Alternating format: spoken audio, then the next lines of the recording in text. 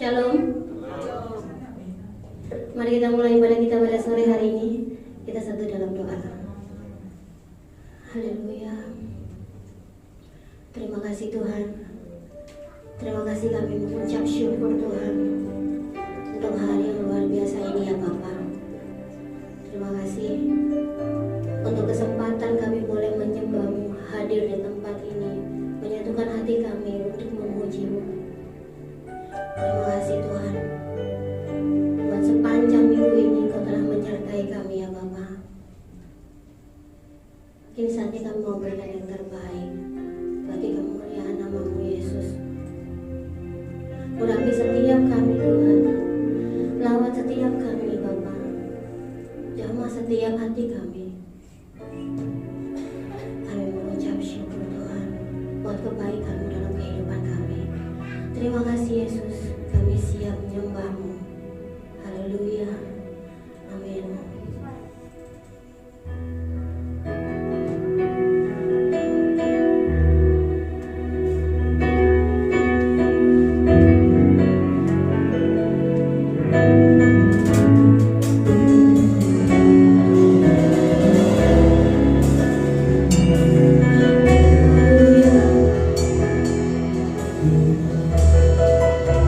Terima kasih Tuhan.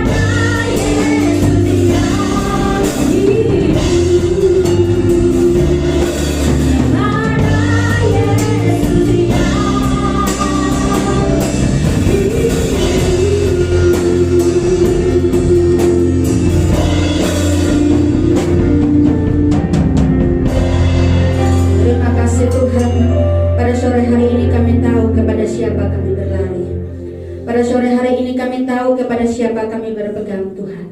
Bahkan pada sore hari ini kepada siapa kami boleh bersandar dan kami bawa hidup kami Bapa. Terima kasih Tuhan. Pada sore hari ini lewat pujian dan penyembahan yang sudah kami naikkan, kami boleh membuka mulut kami dan kami katakan Tuhan baik bagi kami. Pada saat sore hari ini juga kami rindu untuk mendengarkan firman Allah. Karena ketika Engkau bersabda bagi kami, itu berarti ada sesuatu yang Tuhan mau ajarkan kepada kami. Terima kasih Bapa, Roh Kudus boleh hadir dalam ruangan ini, agar ketika kami belajar firman Tuhan, kami boleh mengerti maksud daripada kuasa firman Allah. Di dalam nama Tuhan Yesus, kami boleh bersyukur dan kami berdoa. Haleluya, amin. Salam. Ya, kita sudah masuk bulan yang ke-11. Yes, hari ini tanggal 7. Hitung tinggal 1,5 bulan. Tahun ini akan berlalu. Cuman satu hal, kasih Tuhan tak pernah berlalu. Semuanya boleh berlalu, tapi ingat penyertaan Tuhan tetap setia. Untuk 1,5 bulan ke depan, mungkin kadang-kadang ada pertanyaan. Kita boleh merenung. Kok kayaknya cepat ya? Kalau kita ingat-ingat, ada begitu banyak yang kita alami sepanjang hampir 11 bulan yang sudah kita lewati dalam tahun ini. Ada begitu banyak kasih karunia yang juga Tuhan berikan kepada setiap kita. Mungkin itu berupa tantangan ataupun persoalan. Tapi kalau sampai hari ini kita masih bisa ada, itu karena pertolongan Tuhan. Kita boleh sehat, kita boleh kuat, kita melihat semua keluarga kita, semuanya aman dalam perlindungan Tuhan. Mungkin ada beberapa waktu, ada begitu banyak tantangan yang datang dalam hidup kita, membuat kita sempat seolah-olah menyerah. Membuat kita sempat seolah-olah merasa Tuhan kok jauh, Tuhan kok rasanya kok tidak ada. Tetapi satu hal yang harus kita percayai, Tuhan katakan cuma satu yang Dia minta, tetap percaya sekalipun itu sulit. Kata dunia melihat baru percaya, tapi kata Tuhan percaya baru melihat. Kita akan langsung melihat firman Tuhan dalam kitab Rut, Perjanjian Lama, kitab Rut pasalnya yang keempat.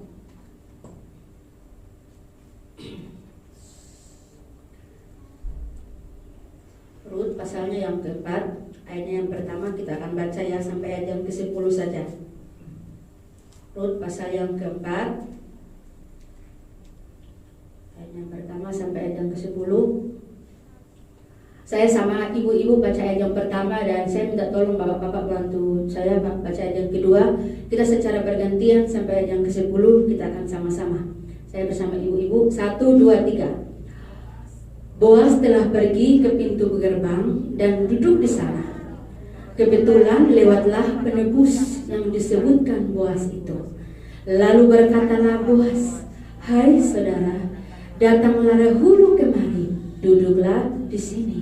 Maka datanglah ia lalu duduk.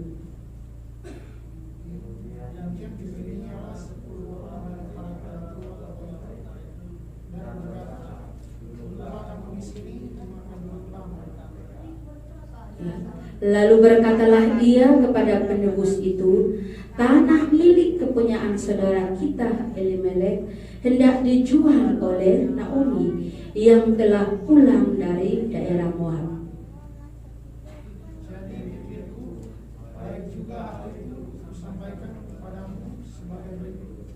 Belilah tanah itu di depan orang-orang yang hidup di sini dan di depan para tua-tua bangsa kita.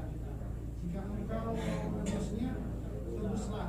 Tapi jika engkau tidak mau menebusnya, ya. Tetapi kata Boas, pada waktu engkau membeli tanah itu dari tangan Naomi, engkau memperoleh Rut juga perempuan Moab, istri orang yang telah mati itu, untuk menegakkan nama orang itu di atas milik pusakanya. jika demikian, aku ini tidak dapat menebusnya, sebab aku akan menebuskan milik pusakaku sendiri. Aku mengharap engkau menebus apa yang seharusnya ditebus, sebab aku tidak dapat menebusnya. Beginilah kebiasaan dahulu di Israel dalam hal menebus dan menukar. Setiap kali orang hendak menguatkan sesuatu perkara, maka yang seorang menanggalkan kasutnya sebelah dan memberikannya kepada yang lain. Demikianlah caranya orang mensahkan perkara di Israel. Kalau saja yang membelinya dan menanggalkannya di tengah-tengah. Kemudian berkatalah Boas kepada para tua-tua dan kepada semua orang di situ, kamulah pada hari ini menjadi saksi bahwa segala milik Elimelek dan segala milik Kilion dan Mahlon aku beli dari tangan Naomi. Sama-sama 1, 2, 3 ayat yang ke-10. Juga Rut perempuan Moab itu, istri Mahlon, aku beroleh menjadi istriku untuk menegakkan nama orang yang telah mati itu di atas milik pusakanya. Demikianlah nama orang itu tidak akan lenyap dari antara saudara-saudaranya dan dari antara warga kota. Kamulah pada hari ini menjadi saksi. Yes, untuk firman Tuhan. Jadi ternyata ada satu peristiwa di dalam sebuah keluarga yang akan kita pelajari. Tetapi yang menjadi penekanan kita pada sore hari ini berbicara tentang penebusan. Jadi ternyata berbicara tentang penebusan pada zaman Perjanjian Lama atau zaman Israel sudah ada tentang penebusan. Kata firman Tuhan, kalau sudah ditebus berarti sudah jadi milik yang menebus. Itu tidak bisa diganggu gugat. Makanya kalau ada sesuatu barang kalau dibeli, kalau sudah ada bukti yang sah berarti milik yang membeli. Tetapi kalau belum ada bukti yang sah berarti masih dipertanyakan atau diragukan. Ternyata kadang-kadang mungkin Tuhan menempatkan kita dalam keluarga atau dimanapun kita berada, seolah-olah semuanya tenang saja, seolah-olah semuanya itu baik-baik saja. Lalu berbicara tentang penebusan, yang kita tahu sebagai orang percaya, kita berbicara tentang penebusan Kristus. Tetapi yang saya angkat di sini peristiwa dalam sebuah keluarga yang terjadi, yaitu sebuah keluarga itu Elimelek bersama istrinya bernama Naomi. Waktu mereka pindah dari daerah di mana mereka tinggal, mereka pergi, mereka sebagai perantauan yang ada di tempat lain di Moab. Lalu sampai di sana, kedua anak mereka menikah dengan perempuan yang ada di sana. Kalau berbicara tentang perempuan Moab berarti orang yang tidak percaya. Lalu ternyata yang terjadi dalam sebuah penebusan atau sebuah keluarga, kalau sudah menjadi istri berarti sah. Itu ada tanda bukti yang sah. Kita ini sudah sah di hadapan Tuhan ketika kita menerima Yesus sebagai juru selamat. Kita sudah sah menjadi anak Tuhan. Apapun yang terjadi itu tidak bisa diganggu gugat, sama seperti keluarga. Sekalipun masalah bertubi-tubi itu tetap sah di hadapan Tuhan. Makanya berbicara tentang kesetiaan itu perlu. Kita sebagai orang percaya di dalam keluarga dimanapun kita berada, berbicara tentang kesetiaan itu adalah sebuah nilai atau harga yang harus dibayar. Tidak didapatkan dengan cara yang gampang. Lalu ketemulah di sini bernama sebuah keluarga Elimelek dan Naomi. Waktu saya melihat di sini tentang kesetiaan keluarga, di sini kan sudah banyak yang berkeluarga. Kalau yang belum pun boleh mendengar tentang kesetiaan. Karena kesetiaan itu sangat mahal. Waktu pernah saya membaca sebuah buku, dia katakan seperti ini. Kesetiaan itu sangat mahal, jangan diperjualbelikan. Kalau sudah dia berikan seutuhnya, jangan pernah diperjualbelikan. Ini dahsyat. Cerita ini mengajarkan kepada kita tentang kesetiaan. Lalu di dalam peristiwa ini, Bapak Ibu akan melihat bahwa ternyata Naomi bersama suaminya ketika mereka ada di tanah Moab, suaminya telah dipanggil pulang oleh Tuhan bersama kedua anaknya laki-laki, Mahlon dan Kilion. Kalau nggak salah saya sudah pernah bercerita, kita sama-sama sudah pernah belajar tentang ayat pasal yang pertama. Itu tentang masalah dan persoalan waktu itu. Tapi ini saya berbicara tentang penebusan dan kesetiaan. Dahsyat loh. Kalau kita sudah percaya kepada Tuhan, dua hal ini penting. Ingat, penebusan dan kesetiaan. Kalau sudah ditebus harus setia. Kalau di dalam ikatan keluarga, setia sampai sampai maut memisahkan. Tidak ada yang lain. Itu kata firman Tuhan. Lalu ketika terjadi dalam keluarga Elimelek, bayangkan ada begitu satu peristiwa yang penting yang menarik ya. Di sini ternyata ada kedekatan, ada kesetiaan antara mama mantu dan anak mantu. Ini cerita ini biasanya agak-agak sulit ini. Bayangkan suaminya meninggal, tinggallah kedua anaknya juga nggak ada, tinggallah 3 orang perempuan, 1 mama mantu, 2 anak, 3 perempuan. Bapak Ibu bisa membayangkan ya, bagaimana rasanya ya, tinggal dalam sebuah rumah dengan begitu cerita yang kalau kita baca itu bukan keadaan mereka baik-baik saja, tetapi hanya satu yang setia, yaitu Ruth. Orpa pilih untuk pulang. Sebetulnya mereka dua-dua masih mau setia ikut mama mantu. Ini ceritanya ini kadang-kadang di dalam keluarga ini sulit untuk temukan seperti ini. Kedekatan mama mantu dan anak mantu. Sekalipun kita orang-orang yang percaya kepada Tuhan, sulit untuk bisa jadi seperti yang terjadi dalam peristiwa dalam keluarga Elimelek ini. Biasanya untuk menjalani seperti ini banyak orang hati panas. Ya, kalau Bapak Ibu nonton sinetron Indonesia, yang terjadi adalah pertikaian mama mantu dan anak mantu.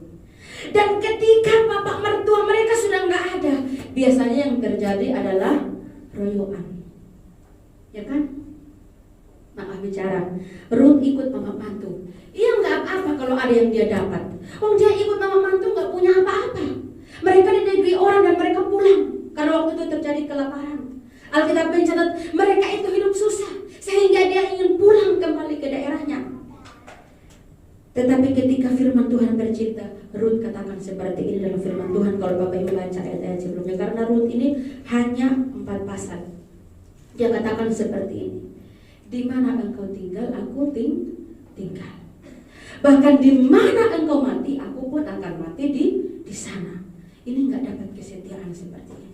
Ini melambangkan kasih Tuhan yang walau bagaimanapun akan tetap setia. Kemanapun engkau pergi, apapun keadaanmu, apapun situasimu, kasih Tuhan tak pernah berubah. Ini gambaran penebusan dalam perjanjian lama. Kalau Bapak Ibu tahu, ternyata kesetiaan itu bukan hanya kata-kata, tetapi kesetiaan itu murni, tak bercacat celah. Kalau dalam kesetiaan itu ada sesuatu kelecehan atau ada sesuatu penyimpangan, di situ kita akan melihat bahwa ternyata kesetiaan itu tidak segampang yang kita bicarakan. Tetapi kesetiaan itu sangat mahal. Kalau barang yang mahal biasanya harus dijaga. Lalu ketika saya memperhatikan di sini ada 2 kata yang harus kita pelajari. Pertama tentang penebusan. Kalau yang terjadi di orang Israel, yang pertama yang harus mereka tebus, ketika saudara mereka menjadi budak, mereka sebagai saudara harus menebus untuk bisa dia terlepas dari budak. Dia bisa dibikin balik, bisa jadi bebas. Lalu yang kedua yang terjadi di bangsa Israel berbicara tentang penebusan, harus membeli tanah keluarga. Jadi kalau punyanya keluarga, harus keluarga yang membeli supaya itu tidak hilang dari keluarga, tidak hilang dari ikatan keluarga, tidak boleh dibeli oleh orang lain. Itu kalau dalam penebusan di Israel. Lalu yang ketiga, ketika sebagai saudara untuk membeli sebuah barang atau sesuatu yang dibeli, harus mempertahankan 3 hal. Yang pertama nama. Makanya tadi itu Boas ini bertanya kepada seorang yang lain, kamu kan lebih dekat, kamu yang harusnya membeli. Jadi sekalipun Boas ini tercatat dalam firman Tuhan, dia itu punya ya, semua dia punya. Dia bisa membeli apa saja dan siapa saja. Tetapi dia tidak gegabah. Dia masih bertanya kepada saudaranya yang lebih dekat, apakah kamu mau membeli? Kadang-kadang kita dalam hal seperti ini sifat manusia. Ketika kita pingin sesuatu, biasanya kita terburu-buru. Kalau kita mampu dan kita bisa, biasanya kita katakan lebih cepat, lebih baik, tanpa kita berpikir panjang. Tapi ketika saya melihat di sini tentang penebusan yang Boas lakukan, dia tidak terburu-buru, tetapi dia menawarkan dulu kepada saudara yang lebih dekat. Ternyata mau berbicara tentang keluarga ini, berbicara tentang kesetiaan, itu nilai sebuah cinta. Cinta itu bukan hanya dunia. Di dalam Tuhan juga Tuhan tawarkan cinta pengorbanan yang tidak bisa dibeli, tapi itu diberikan sebagai anugerah. Kadang-kadang seseorang yang merasa mampu seperti yang saya katakan tadi terburu-buru. Makanya Bapak Ibu melihat yang masih muda di sini ada berapa ya? Tak perlu angkat tangan. Yang nggak perlu angkat tangan, saya sudah tahu. Ya. Biasanya kalau orang jatuh cinta sulit untuk dinasihati. Benar nggak sih? Benar. Saya ini juga kelihatan masih muda, tapi maaf sudah setengah tua. Ya. Ya. Jadi biasanya kalau kadang-kadang kita ketemu anak muda yang biasanya jatuh cinta, kadang-kadang kita geleng-geleng kepala. Aduh, sampai gini ya. Karena sulit untuk dinasihati kalau orang itu jatuh cinta. Bisa juga dilakukan oleh Boas waktu dia jatuh cinta sama Ruth, bisa saja dia gegabah. Tetapi firman Tuhan katakan dia tawarkan dulu kepada saudara yang lebih dekat. Kadang-kadang orang yang jatuh cinta itu katanya sulit untuk bisa dinasihati. Saya juga pernah muda, Bapak Ibu juga pernah muda. Dulu kita masih muda itu kayak apa? Kalau waktu kita jatuh cinta dinasihati biar dari pagi sampai sore, dari sore sampai malam. Biasanya kalau di kampung itu tua-tua kalau nasihat itu, kalau di rumah di kampung itu di bawah tiang itu biasanya korek cungkil-cungkil begini sampai lubang panjang segini. Tapi besok pagi pancet. Sekalipun dari pagi sampai sore, dari sore sampai tengah malam tetap air. Nah itulah. Tetapi ketika kita di dalam Tuhan, Tuhan memberikan cinta itu. Ada sebuah peristiwa yang begitu dahsyat tentang penebusan. Jadi ternyata dalam perjanjian lama itu dilambangkan sebagai sebuah hal jasmani. Melambangkan Boas membeli Ruth tentang penebusan. Dan semua aset yang dimiliki oleh Elimelek dan keduanya lagi dibeli semua sama Boas. Tapi sebelumnya Boas ini tidak digabah. Kata firman Tuhan dia tawarkan dulu. Artinya dia tidak terburu-buru. Tapi ketika di dalam perjanjian baru ada penebusan yang kita terima, yang dilakukan oleh siapa? Oleh Kristus, oleh Tuhan. Bapak Ibu akan bisa melihat tentang penebusan yang dilakukan oleh Tuhan. Yang pertama, Tuhan tidak mau kita binasa. Firman Tuhan katakan kita ini dibayar dengan harga yang sangat mahal, tulus tak bercacat di hadapan Tuhan.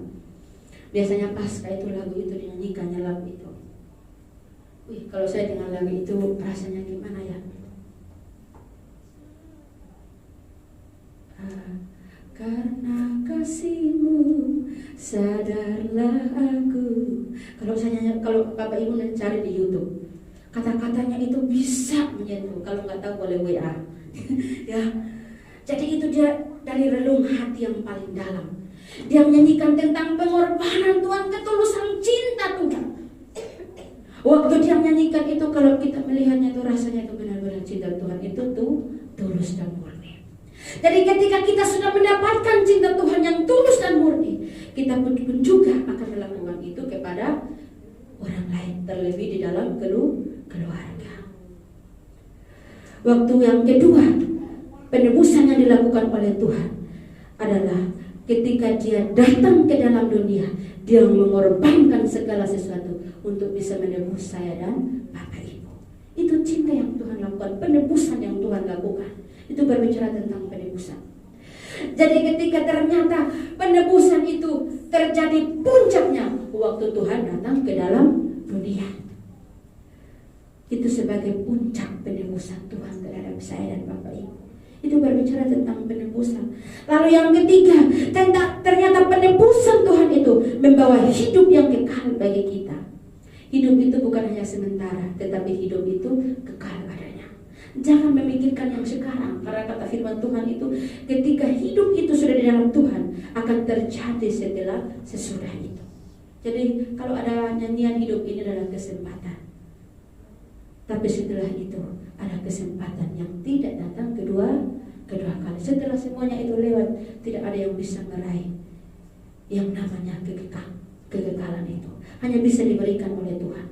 Lalu yang keempat, ternyata dalam penebusan Tuhan itu, Tuhan memulihkan relasi yang tadinya terputus. Kata firman Tuhan, waktu Adam dan Hawa jatuh ke dalam dosa, dalam Kejadian pasal 3 ayat firman Tuhan katakan, mereka itu diusir keluar dari taman Eden. Bahkan maaf Bapak Ibu, untuk bisa menjawab kata Tuhan pun Adam dan Hawa tidak sanggup. Waktu Tuhan datang mencari mereka, Adam, di manakah engkau? Tapi Adam bersembunyi, karena apa? Dia telah jatuh dalam dosa. Adam merasa bahwa dia itu tidak layak lagi untuk berbicara dengan Tuhan. Karena dia sudah jatuh, dia sudah merusak relasi yang Tuhan beri. Padahal sebelumnya waktu Adam dan Hawa diciptakan, mereka bisa bercakap-cakap dengan Tuhan sebagai saudara. Tapi ketika mereka jatuh ke dalam dosa, relasi itu putus, kata firman Tuhan. Ada jurang yang memisahkan. Saya pernah mendengar seseorang dalam kisah hidup. Saya diberikan hikmat oleh Tuhan. Dia katakan seperti ini, cari batu loncatan. Tapi saya berpikir seperti ini, di dalam Tuhan tidak ada batu loncatan. Karena Tuhan katakan sekalipun engkau ada di jurang maut, Tuhan akan tetap datang dan menolong. Tidak perlu cari batu loncatan. Kadang-kadang kita sebagai manusia cari batu loncatan supaya bisa berpegang dan keluar. Seringkali kita terjatuh karena kita cari jalan sendiri. Penebusan yang dilakukan oleh Tuhan itu sempurna, tidak ada bercacat celah. Oleh karena itu kita harus menghargai penebusan Tuhan. Terlebih di dalam keluarga, apa yang kita dapatkan dari cerita ini tentang keluarga? Kalau kita di dalam keluarga sudah ada landasan firman Tuhan, jangan pernah bergeser daripada jalan yang Tuhan beri. Amin. Amin di dalam keluarga. Sekalipun kita belum menikah, kan dalam keluarga juga ada papa mama masih ada, kakak adik ada, semua saudara masih ada. Jangan pernah bergeser dari jalan yang Tuhan beri. Lalu yang kedua, harus hidup bersama-sama sampai kapanpun. Apa yang bisa memisahkan keluarga? Ada orang pernah katakan seperti ini, bisa aja ada orang yang melanggar, mungkin bisa aja di luar sana, mungkin banyak. Ada mantan istri, ada mantan suami, tetapi tidak ada pernah mantan saudara, mantan kakak, mantan adik, tidak ada. Itu akan kekal adanya. Makanya Tuhan berbicara lewat keluarga. Waktu Tuhan menekankan jalan keselamatan, kenapa dia panggil Abraham? Karena Tuhan menyatakan kasih itu lewat keluarga. Ada begitu banyak cerita di dalam firman Tuhan. Ada begitu banyak orang dipulihkan di dalam keluarga. Bukan karena mereka hebat, bukan karena mereka dahsyat, bukan. Tapi Tuhan ingin supaya di dalam keluarga itu ada komunikasi di antara keluarga, sama seperti komunikasi dengan Tuhan. Ada terjalin satu peristiwa, satu hubungan yang baik di hadapan Tuhan. Bebas tetapi bertanggung jawab. Kalau di dalam keluarga takut akan Tuhan, ya, kita nggak akan saling mencurigai, kita nggak akan saling menyakiti. Kadang-kadang mungkin hari ini, mungkin yang sudah berkeluarga merasa, mungkin yang ibu-ibu merasa, bapak kok sekarang beda ya. Ya, kadang-kadang mungkin bapak juga merasa, ibu kok sekarang berbeda ya. Dulunya jawabannya lemah lembut, sekarang baru panggil, sudah jawabannya sudah 2-3 kata yang harusnya tidak dilontarkan. Kalau dulu masih kenalan, masih panggil, mungkin sayang. Aduh rasanya. Makanya di dalam Bapak Ibu kalau baca di dalam Kidung Agung, itu dia bicara bahwa cinta itu kuat seperti maut. Ya, sama. Cinta Tuhan itu juga kuat seperti maut. Itu ada lambangkan. Ketika kita nyaman dengan situasi keadaan yang ada, kita nggak akan pernah merasa bahwa jauh. Tetapi kita harus selalu dekat. Kalau kita dekat dengan Tuhan, maka semuanya itu akan terasa indah. Tetapi kalau kita jauh daripada Tuhan, maka semuanya itu akan terasa gersang. Sekalipun itu baik, bisa nggak jadi baik.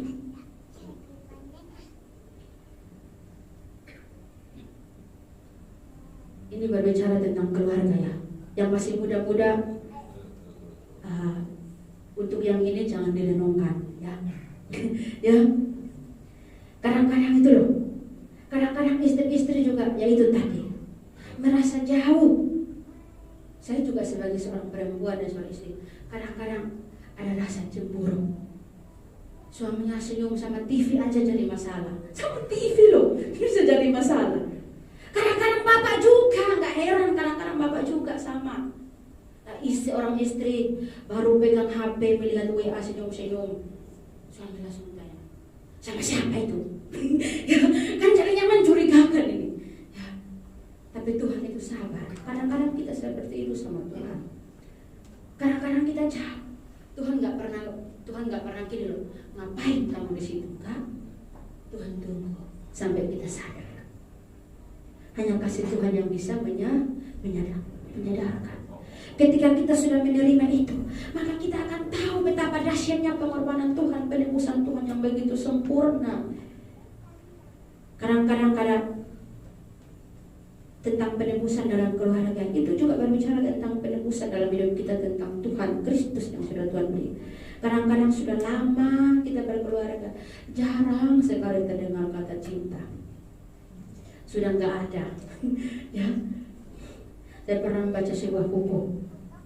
Karena sudah lama menikah, dia panggil istrinya. Lalu dia katakan di bawah, lama-lama istrinya bisa kejang-kejang. Panggilnya bukan ma, wih, kaget. Ya, berarti itu sudah gersam, hatinya itu sudah garat. Dekat tapi terasa jauh. Makanya panggilannya seperti itu. Sudah mulai gersam. Bapak Ibu tahu cinta Tuhan kenapa dilambangkan dalam kitab Kidung Agung. Karena bangsa Israel mereka berjalan selama 40 tahun, Bapak Ibu bisa tahu di padang gurun kayak apa. Tapi Tuhan melambangkan mereka sebagai cinta yang tulus, yang tidak akan terpisahkan. Itu lambang cinta Tuhan sebetulnya. Sekalipun itu tempat gersam, tapi cinta Tuhan tetap tulus dan murni. Makanya saya katakan segala sesuatu yang didapatkan dengan tulus, jangan pernah engkau jual belikan. Lalu dikatakan dalam keluarga atau dalam kehidupan kita berkeluarga, kadang-kadang gambaran komunikasi itu bisa melambangkan relasi antara manusia dengan Tuhan.